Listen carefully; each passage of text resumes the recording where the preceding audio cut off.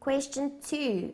You're looking for the test of controls, but only the computer controls over the revenue system with reference to working paper B1. Okay, so guys, this is not a theory question. I can't just go and find an answer in my knowledge bank in my head. I actually have to go to working paper B1 and work through the system to identify computer controls. As we always do, guys, don't start reading it now and trying to find computer controls only.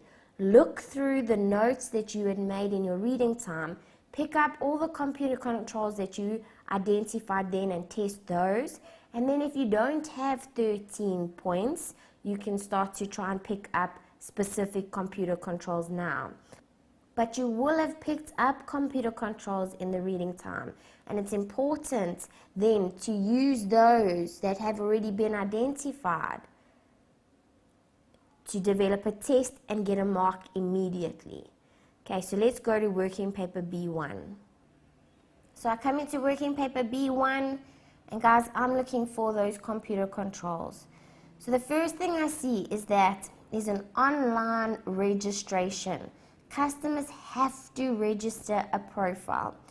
And by doing so, there's some mandatory field and there's some alphanumerical controls. So guys, I want to go and see that if I put this information in, I can register a profile, because I'm going to want to test the whole system going forward.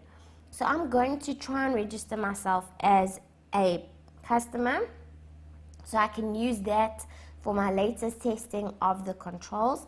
And then I'm also going to try and register by not entering all the required fields and or trying to put numbers where there should be letters and letters where there should be numbers, and see that I'm not allowed to. So I'm actually going to do 2 controls here because I want to follow through with the acceptable profile.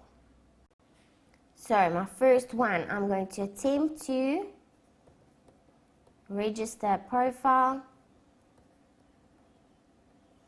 by completing name, email, cell phone number,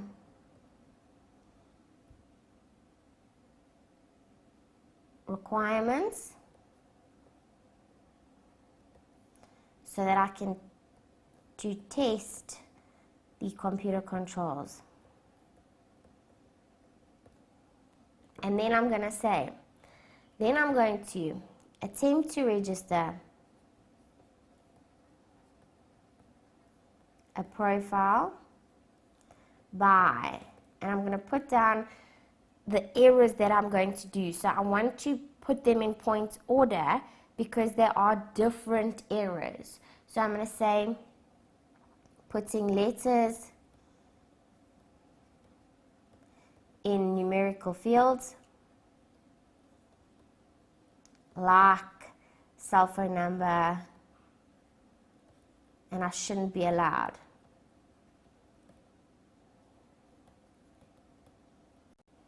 And not completing all the required fields, and once again, I shouldn't be allowed. I can cross those off.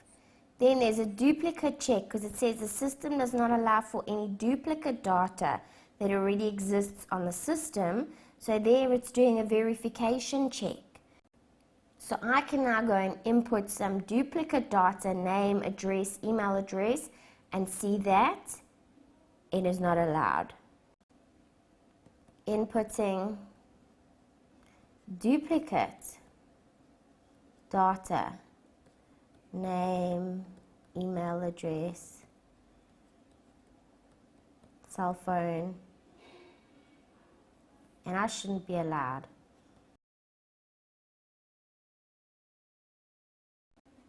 Can cross that off. Then I've got a size check, and the alphanumerical I've already addressed, so now I'm going to address the size. Where would there be a size? Well, for cell phone number or VAT number or registration number. So I can go and attempt to put more digits than allowed for your cell phone, VAT and registration number, or less, and I shouldn't be allowed. Inputting more digits than allowed for cell phone number, VAT number, registration number. So I'll say where there's a field size, and I shouldn't be allowed.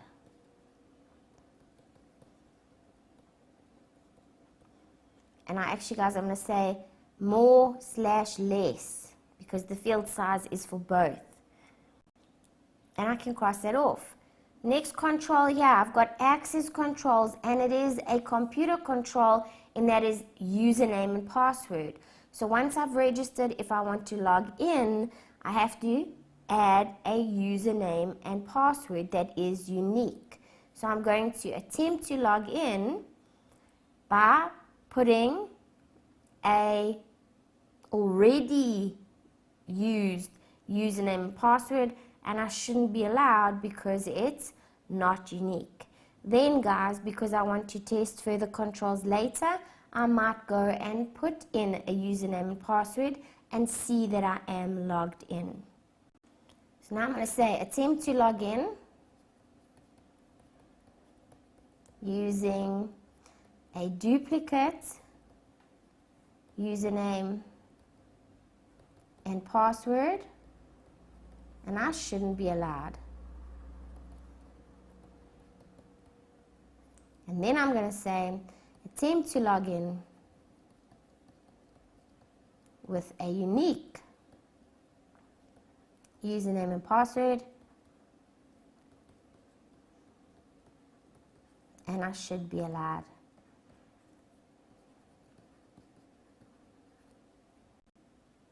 I've got another access control here, in that there's that one-time password that's only valid for 5 minutes. So I'm going to say, now that I've logged in, inspect that there is this one-time password, and then attempt to input it in after 5 minutes have lapsed, and I shouldn't be allowed. And then again, guys, as with all of the above, because I'm going to want to carry on testing this profile, I'm going to want to put it in within the 5 minutes to see that I'm logged in and I can carry on testing. So now that I'm logged in, I'm going to say inspect that a one-time password is generated or received, and then I'm going to attempt to input the one-time password after 5 minutes, and I shouldn't be allowed.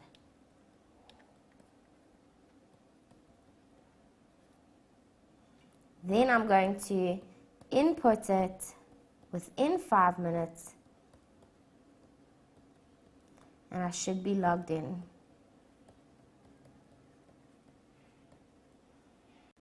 And so I've tested those now.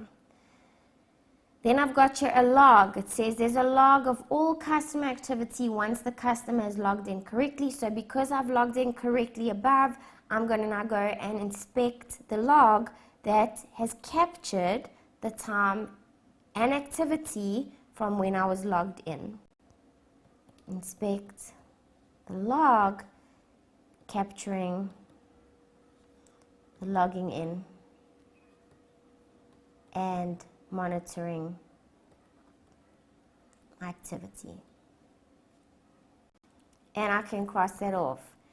Then we've got credit checks, but they don't mention that those are online, so I'm not going to discuss those. But then I've got limit checks because they say that credit limits are set on the sales system. So I can then go and inspect for all new customers that there is a credit limit. So I'm going to do a sample. I'm going to say select a sample of new customers. and inspect that there are limits set. Now I've got the limit check actually being applied, where if an order is in excess of the limit, the customer is notified that they need to make a payment. So I'm now going to go and attempt to place an order in excess of the credit limit, and I should not be allowed, and an email should be received notifying that payment is required. It's unlikely that my new profile would have had a limit set, so I'm just going to say using a existing customer's profile.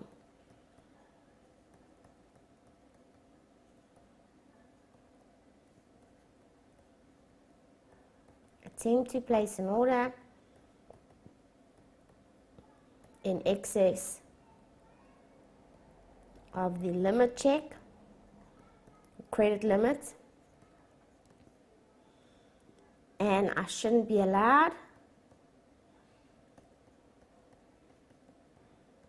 and inspect then that an email is sent requiring payment.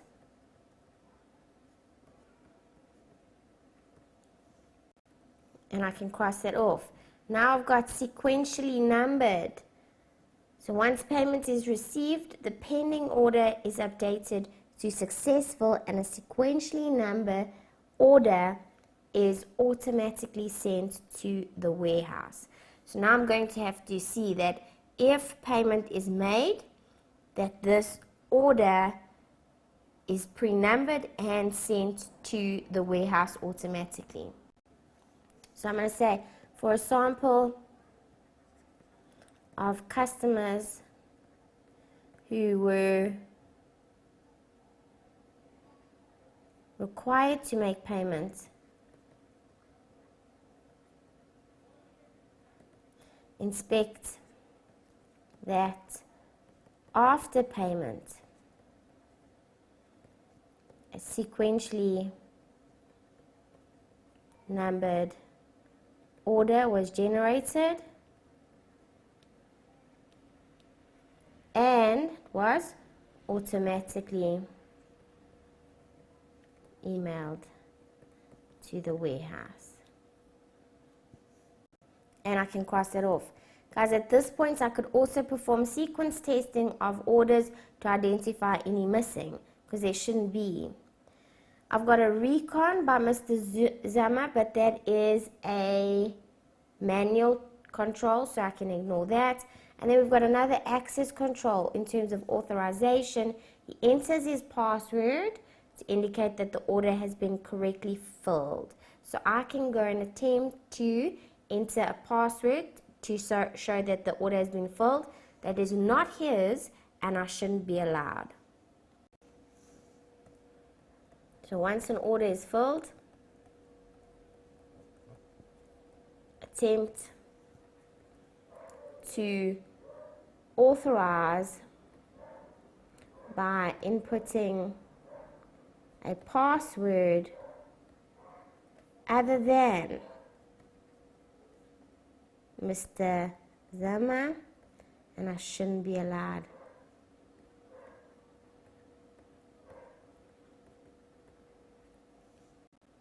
And I can cross that off.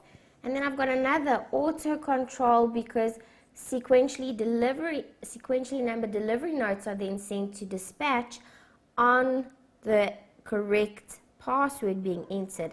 So now I'm going to go and observe him entering his password, and then go and inspect that a sequentially numbered delivery note was sent to dispatch.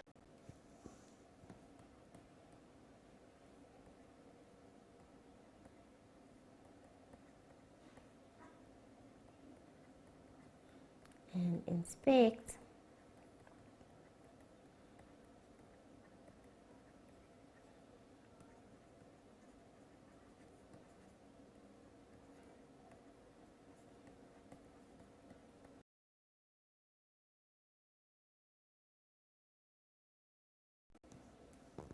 and I've tested those. Then I've got again a customer checking, but that's a physical control, so I'm not going to test that. But then they sign the electronic delivery notes on the tablet, and that triggers some auto controls. The delivery date on the delivery note, the uploading of that onto their profile, and the updating of the sales account. So I can now go and select a sample of electronic delivery notes, inspect that they were signed, and then that the delivery date is completed and that they are recorded in the sales and debtors subledger.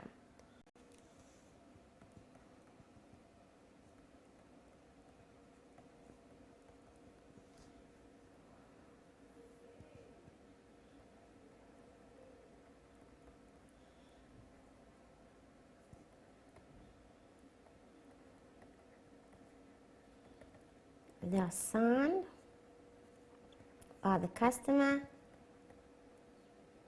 that dated, and sales journal and debtors ledger are recorded on that date. And I've tested all of those.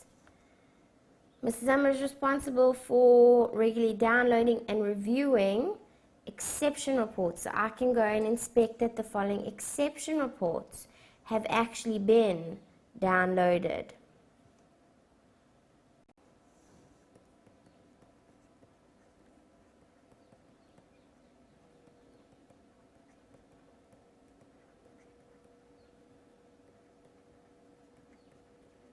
Available and downloaded. So it's your unsigned delivery notes, invoiced, and unfulfilled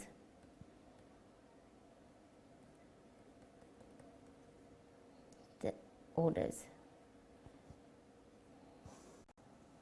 And that's the exception reports. Alright, no other specific controls. If I didn't have enough, I would now start to read through the system and try and find. As you can see, there are way more controls that have been identified and tested than required. So I'm going to move on to question 3.